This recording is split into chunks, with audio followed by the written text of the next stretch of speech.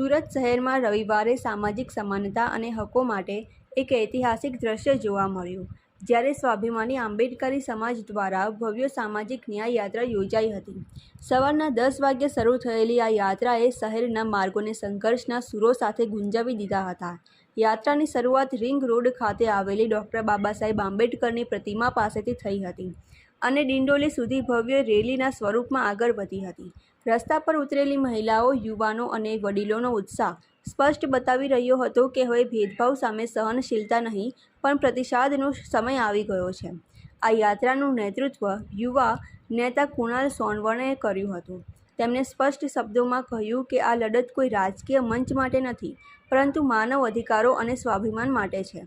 તેમણે ઉમેર્યું કે આજના સમયમાં પણ રહેઠાણમાં ભેદભાવ, જય ભીમ બોલવા બદલ તિરસ્કાર અને સામાજિક અવરોધો જેવી સમસ્યાઓ હજુ જીવંત છે, જે બંધારણીય મૂલ્યોને સીધો પડકાર આપે છે.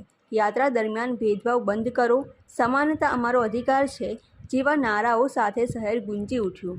અંતે ડિંડોલી વિસ્તારમાં સભા યોજાઈ, જ્યાં સમાજના આગેવાનો દ્વારા એકતા અને હકો માટે સતત સંઘર્ષ કરવાની પ્રતિજ્ઞા લેવામાં આવી.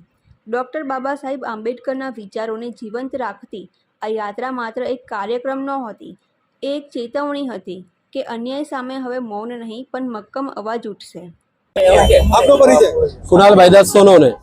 કુણાલભાઈ, કઈ જગ્યા ઉપર શું કાર્યક્રમ રાખવામાં આવ્યો છે અને ઉદ્દેશ્ય શું? આજે સામાજિક ન્યાય યાત્રા ડૉક્ટર બાબાસાહેબ આંબેડકરજીની પ્રતિમા પાસેથી કાઢવામાં આવી છે.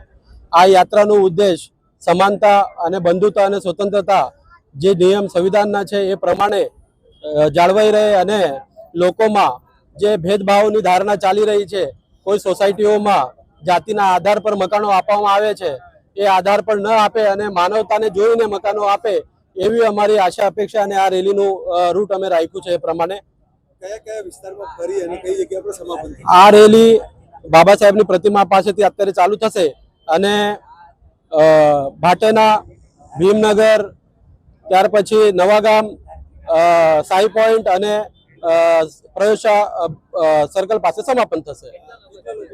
બહુ મોટી સંખ્યામાં અહીંયા લોકો જોડાયેલા છે અને આગળ જેવી જેવી રીતે રેલી જશે હજુ મોટી સંખ્યામાં લોકો જોડાશે.